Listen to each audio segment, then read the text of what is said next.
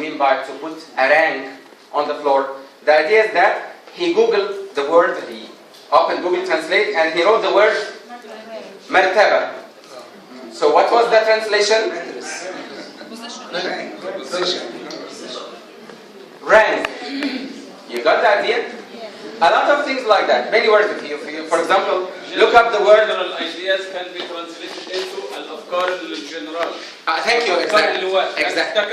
I saw a lot of lovely and funny examples like that. Okay. Yeah, this happens a lot. Okay, if you look at the word like khayal, for example, if you look up the word khayal in Google Translate, how would it be? Khayal, shadow, or could it be imagination? Could it be fiction?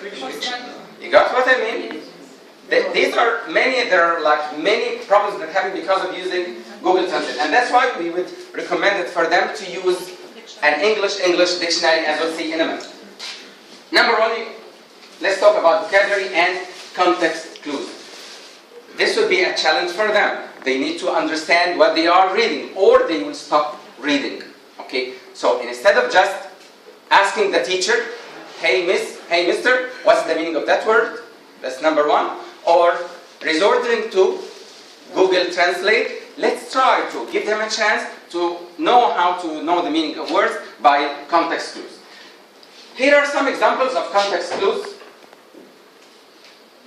The first one is see what we call synonyms as context clues. If you look at the example here, it was an idyllic day.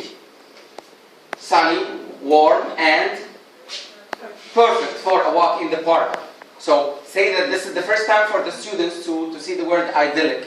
Do you think it will be easy for them to know that idyllic means? Because, perfect, because another synonym was exactly explains the meaning here by a synonym. She hums continuously, or exactly. Another context clue is what we call antonyms as context clues. For example, if I say, Emma had a lot of anxiety about the exam, but I had no worries. Is it explained now? Yes. Anxiety, no worries. This is the opposite. Sorry. Marty is a gregarious. Not like his brother, who is quiet and shy. So what do you mean by gregarious here? Somebody who is not. This is the antonym. Not like his brother. Another point. Sometimes you'll find in the sentence, you'll find the definitions of one of the words given. For example, some celestial bodies such as plants and stars. So what are celestial bodies? And so on. Sometimes you'll find that there is explanation to the word. Something in the refrigerator has a putrid odor. Oh my God, what's that putrid? The smell was rotten when we opened the door. So the second sentence explained the meaning of the new word. The word odor itself has a negative meaning. Excellent, thank you so much. Say that they don't know it. Yes. Excellent, thank you so much for the comment. Thank you so much. Okay? Then we have comparisons as context clues. For example, sometimes he is perplexed by Sudoku puzzles, but others find them much easier to solve. You got the idea? Here I'm doing the comparison here, so now I can get the meaning of the word. Also, contrast as context clues.